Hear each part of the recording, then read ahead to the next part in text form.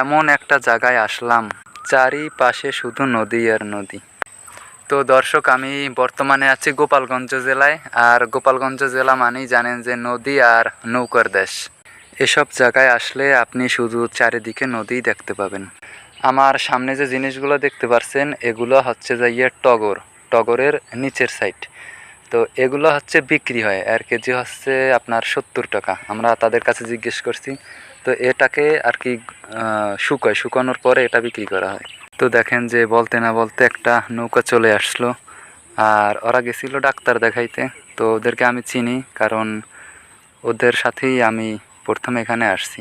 তো যারা এখনও আমার চ্যানেলে সাবস্ক্রাইব না করেছেন তারা একটু দয়া করে সাবস্ক্রাইব করে নেবেন, আর যারা অলরেডি সাবস্ক্রাইব করেছেন তাদেরকে অসংখ্য ধন্যবাদ।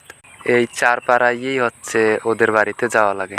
তবে একটা জিনিস খুব ভালো লাগে, সেটা হচ্ছে এদিকে আসলে আপনি শুধু ফল ফুলের গাছই দেখতে পাবেন। তাছাড়া যে গাছগুলো আছে সেগুলো খুবই কম। যেদিকেই তাকাইবেন দেখবেন যে কোনো না কোনো একটা ফল গাছ লাগানো, হাবিজাবি গাছ খুবই কম।